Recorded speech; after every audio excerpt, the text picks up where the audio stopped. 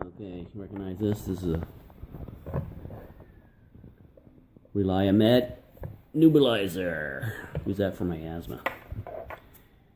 And I'm hooked up. Power strip. Alright. Ready to start it up. Nothing. No light. Hooked up. The power. Okay. Let's open it up and take a look. See what's going on. I've got the nebulizer apart, and I found that the power on this power cord comes out over here. Had an inline fuse right here, and this fuse has been blown. So it's a F1.6 AL 250 volt. On the other side of the head it says it's a number 521. You can buy those anywhere. Those are the numbers. I couldn't find anything close to a 1.6 amp, so I'm going to use a 2 because a 1 is too low, and what I'm going to replace is a little bit bigger, but I'll show you the inline fuse holder I'm going to use. Okay, well, let's see. This is the part I bought from Radio Shack.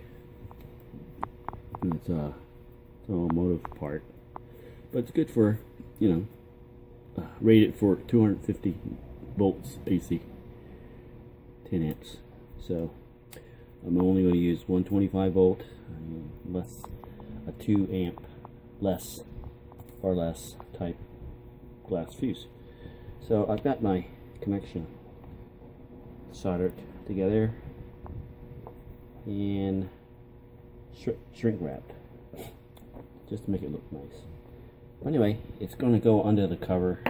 There's some wires to run to actual store it underneath there. There's a little bracket to hold it. So I'm going to run my little test here. That's how I'll hook it up. Fuse, hook up the power strip, and it's off right now. These are insulated, so that's why I can touch this kind of stuff. But be careful.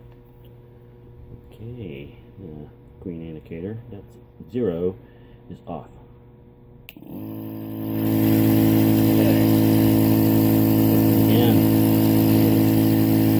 tighten it up, close the cover, and we're done. Okay.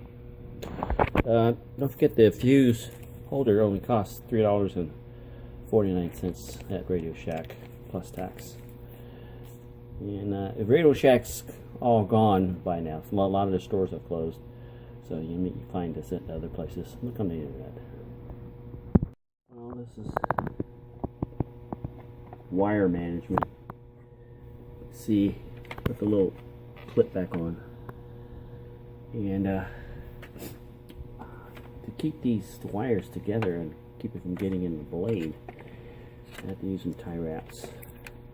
So the whole idea is to get these wires on this side, not there where the blade for the fan is. So everything will work as you close it up and you get everything.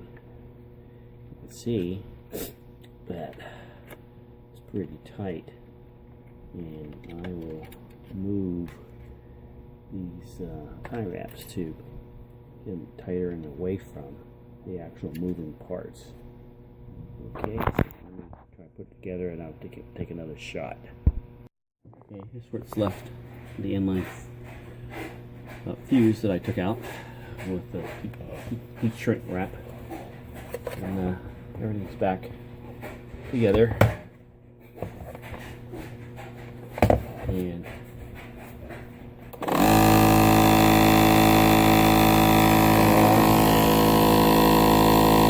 lights up and usable again. if you are. Take care.